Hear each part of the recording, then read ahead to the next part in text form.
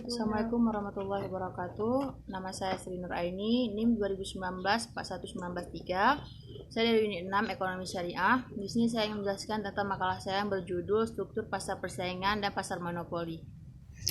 1. Pengertian pasar persaingan sempurna.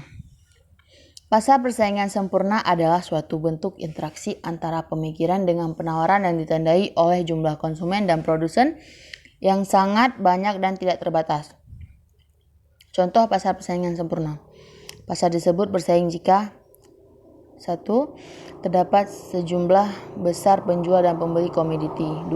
Produk dari seluruh perusahaan dalam pasar adalah homogen. 3. Terdapat mobilitas yang sempurna. 4. Konsumen, pemilik sumber daya dan perusahaan dalam pasar mempunyai kepengetahuan yang sempurna. Yang kedua, ciri-ciri pasar persaingan sempurna. Ciri-ciri selengkapnya dari pasar persaingan sempurna adalah seperti yang diuraikan sebagai berikut. A. Homogenitas produk. B. Pengetahuan sempurna.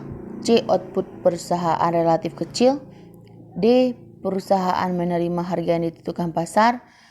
E. Keleluasan masuk keluar pasar.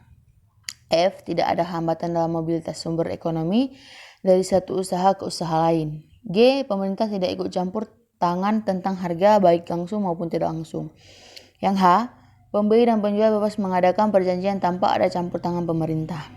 Yang ketiga, cara memaksimalkan keuntungan jangka panjang. Dalam bagian ini secara serentak ada ditunjukkan contoh angka tentang biaya produksi, hasil penjualan dan penentuan keuntungan akan dirumuskan dengan dua cara untuk menentukan pemaksimuman keuntungan oleh suatu perusahaan. 1. Syarat pemaksimuman keuntungan dalam jangka pendek. Pemaksimuman keuntungan oleh suatu perusahaan dapat diterangkan dengan dua cara berikut. Membandingkan hasil penjualan total dan biaya total, menunjukkan keadaan di mana hasil penjualan marginal sama dengan biaya marginal.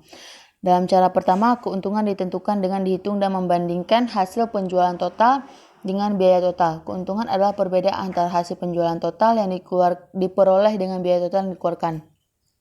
4. Operasi perusahaan dalam jangka panjang. Dalam jangka panjang, semua input adalah variabel keadaan. Ini bisa dianggap stage perencanaan sebelum perusahaan akan memutuskan fasilitas produksi sebesar apa yang harus dibangun.